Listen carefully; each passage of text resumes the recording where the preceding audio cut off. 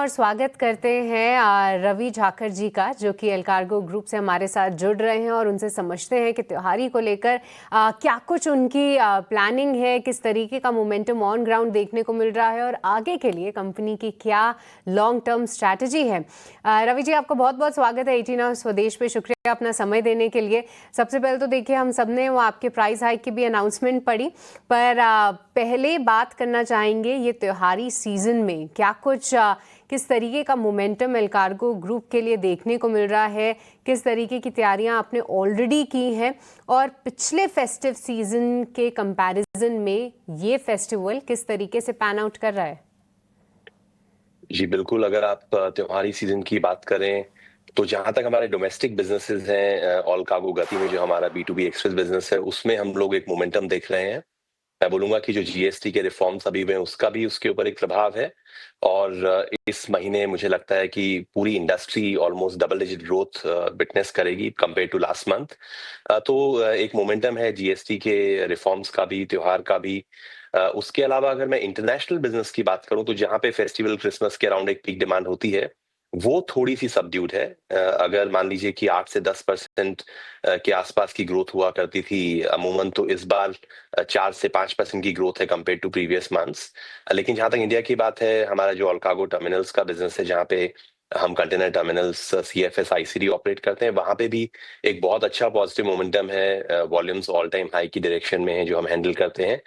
तो जहां तक इंडिया की बात है, करंट फेस्टिव सीजन है, मुझे लगता है कि ओवरऑल एक इकोनॉमिक मोमेंटम नजर आता है। एक्सपोर्ट में जो US टैरिफ्स है उसकी वजह से कुछ इंडस्ट्रीज हैं जहां पे मैं बोलूंगा कि हल्का सा शायद उनके ऊपर प्रेशर रहेगा।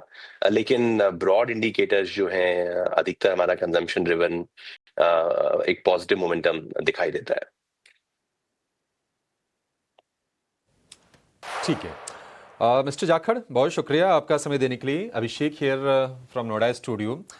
सर, एक तो चीज़ आप ज़रा ये बता दीजिए कि पिछले साल से मुकाबले अगर हम तुलना करें तो इस साल में जो आपका फेस्टिव शिपमेंट है वो कितना ज़्यादा है, और दूसरी चीज़ ये कि आपने जो गाइडेंस दिया है वो बहुत तगड़ा है। अगर हम एबिटा की बात करें तो जो FY25 में 327 करोड़ था वो बढ़ के 800 करोड़ का हो जाएगा FY30 में, जो कि लगभग लगभग 2.5 गुना है। तो आप जरा बताएंगे सर कि मेन जो ग्रोथ ड्राइवर होंगे वो क्या होंगे। जी बिल्कुल, तो आप जो बात कर रहे हैं वो हमारा इंटरनेशनल सप्लाई चेन बिजनेस है, जो कि ऑल कार्गो ग्लोबल के नाम से चलेगा। अभी जैसा कि आपको मालूम है, हमारा ऑलमोस्ट पिछले 4 साल से एक पूरा ग्रुप वाइड रीस्ट्रक्चरिंग चल रही थी, वो एक कंक्लूड हुई है। लास्ट हियरिंग हमारी NCLT का जो प्रोसेस है वो कंक्लूड हुआ है तकरीबन 10 दिन पहले, और अगले 15 दिन में हम एक्सपेक्ट करते हैं कि डीमर्जर और मर्जर का कंपोजिट स्कीम का ऑर्डर आना चाहिए। उसके बाद मान लीजिए कि तकरीबन नवंबर के आसपास से एक डीमर्जर इफेक्टिव होना चाहिए। तो जो ऑल कार्गो ग्लोबल है वो हमारा इंटरनेशनल बिजनेस हो जाएगा, जिसके हमने नंबर्स फोरकास्ट किए हैं।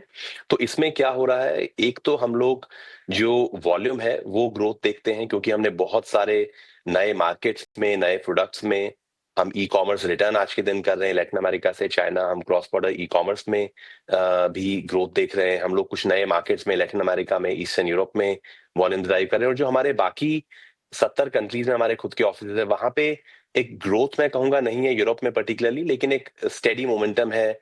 हम कोशिश कर रहे हैं कि कैसे हम नए मार्केट्स में, नए प्रोडक्ट्स में जा सकते हैं। तो अगले 6 से 12 महीने मान लीजिए कि वॉल्यूम जो है वो फिक्स रहेगी, लेकिन उसके बाद में वापस ग्रोथ आएगी जो मैच्योर मार्केट्स हैं उनमें। और जितने भी नए इनिशिएटिव्स हैं उनकी वजह से हमारा एक ग्रॉस प्रॉफिट एक्सपैंड होगा। और जो दूसरा फर्क है जो प्रॉफिट को ड्राइव कर रहा है, वो है हमारी टेक्नोलॉजी इनिशिएटिव्स। क्योंकि हमारे बिजनेस में अगर आप देखेंगे तो एक बहुत बड़ा SG&A कॉस्ट का कंपोनेंट है। ऑलमोस्ट पूरे ग्रॉस प्रॉफिट का 90% तक हमारा उसमें जाता है। वहां पे हम देख रहे हैं कि आज AI की वजह से जो ऑटोमेशन मुश्किल था, नॉन स्टैंडर्ड प्रोसेस भी हम ऑटोमेट कर पा रहे हैं। आज के दिन हमारे ऑलरेडी काफी प्रोजेक्ट्स लाइव हैं, ईमेल कोटेशंस में, ऑपरेशनल असिस्टेंस में, कस्टमर रिलेशनशिप मैनेजमेंट असिस्टेंस में, और आगे भी बहुत सारी चीजें हैं जो AI की हेल्प से हम स्टैंडर्डाइज और ऑटोमेट कर सकते हैं। प्लस हम लोग वो भी देख रहे हैं कि कैसे हम लोग एक शेयर्ड सेंटर्स बना सकते हैं। पिछले 2-3 साल में हमने बहुत सारे सिस्टम्स रोल आउट किए हैं। तो उसकी वजह से हमें लगता है कि अगर आप देखेंगे तो एक वॉल्यूम ग्रोथ जो ग्रॉस प्रॉफिट को ड्राइव करेगी, और SG&A ग्रोथ काफी म्यूटेड रहेगी इन सारे इनिशिएटिव्स की वजह से। तो एक प्रॉफिट के ऊपर जो है एक ऑपरेटिंग लेवरेज प्ले आउट होता है, जिसकी वजह से हमें लगता है कि FY25 से 26 तो एक मार्जिनल ग्रोथ हम देखते हैं, क्योंकि इस सीजन में टैरिफ की वजह से काफी दबाव भी रहा है। बट 27 ऑनवर्ड्स हमें लगता है कि एक अच्छा मोमेंटम आना चाहिए। जो कि प्ले आउट करेगा अगले 4-5 साल में।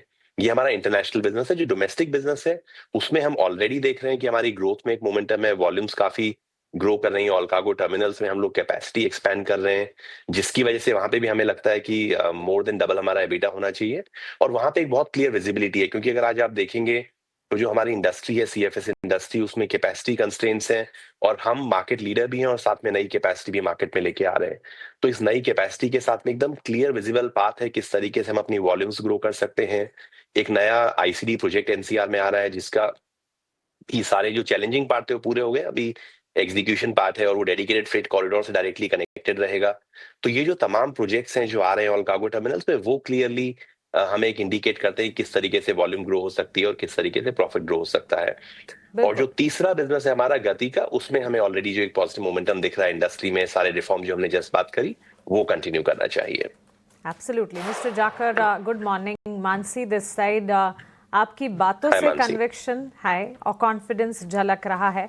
लॉट ऑफ डेवलपमेंट्स, और हम पूरे बेस्ट विशेस आपको देते हैं कि जो टारगेट्स आप सेट कर रहे हैं उन टारगेट्स को आप अचीव कर पाएं। लेकिन आपके pricing strategy, price hike scenarios पर भी आपका आउटलुक हम जानना चाहेंगे। और देश के लॉजिस्टिक्स सेक्टर की अगर बात करें, स्ट्रांग ग्रोथ पाथ पर है, इसे ध्यान में रखते हुए, इंडिया की अपॉर्चुनिटी को देखते हुए किस तरह से बैलेंस और अलाइन कर रहे हैं आप अपने बिजनेसेस को? जी बिल्कुल। तो अगर आप देखेंगे तो पिछले तकरीबन 10 साल में जो इंफ्रास्ट्रक्चर में इम्प्रूवमेंट्स हुए हैं, जो पॉलिसी फ्रेमवर्क में इम्प्रूवमेंट्स हुए हैं, उसकी वजह से अगर डोमेस्टिक लॉजिस्टिक्स की बात करें तो जो एक ट्रक मान लीजिए कि 10,000 किलोमीटर महीने में चलता था, आज 18,000 किलोमीटर चल सकता है। एक ऑपरेटिंग कॉस्ट उस वजह से कम आती है, फ्यूल कॉस्ट लार्जली कंट्रोल रही है। तो उसकी वजह से मैं बोलूंगा कि जो मैन्युफैक्चरिंग का हमारा एक प्लान है कि हम देश में मैन्युफैक्चरिंग बढ़ाएं, उसकी वजह से कि इकोनॉमिक प्रोग्रेस आए, वो विजिबल लग रही है। वहां पे दिख रहा है कि इतनी सारी इंडस्ट्रीज हैं जो ऑलरेडी सक्सेसफुल हुई हैं, कंज्यूमर इलेक्ट्रॉनिक्स में, टॉयज में और भी काफी इंडस्ट्रीज में। तो मुझे लगता है जहां तक लॉजिस्टिक्स है अब काफी एफिशिएंट हो गई है। आज के दिन अगर आप बात करें तो हम ऑल कार्गो गति में जो सरफेस एक्सप्रेस करते हैं, आज हम एयर एक्सप्रेस से compete करते हैं काफी सेक्टर्स में। 10 साल पहले जो कार्गो एयर एक्सप्रेस से जाता था, आज वो सरफेस एक्सप्रेस से जा रहा है, क्योंकि इंफ्रास्ट्रक्चर काफी इंप्रूव हुआ है डोमेस्टिक ट्रांसपोर्ट में। तो मैं बोलूंगा कि लॉजिस्टिक्स में काफी बड़ा चेंज आया है इंफ्रास्ट्रक्चर की वजह से, टेक्नोलॉजी की वजह से। लॉजिस्टिक्स जो अगर आप देखेंगे तो 10 साल पहले टेक्नोलॉजी में उतना प्रभाव नहीं था, थोड़ा सा पिछड़ी हुई थी मैं बोलूंगा टेक्नोलॉजी में। बट पिछले 10 साल में बहुत कुछ चेंजेस आए हैं, सिर्फ हमारी कंपनी नहीं, पूरी इंडस्ट्री वाइड जो है। तो मुझे लगता है कि उसकी वजह से जो इंडिया का हमारा ग्रोथ का एस्पायरेशन है, उसको लॉजिस्टिक्स कम से कम पूरी तरीके से सपोर्ट करेगी।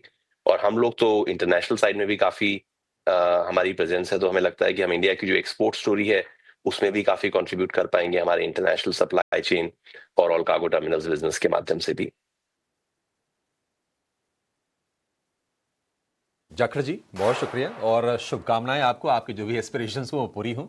आपसे फिर से मुलाकात होगी सर, धन्यवाद। अच्छा लगा आपसे बातचीत करके। Thank you so much sir.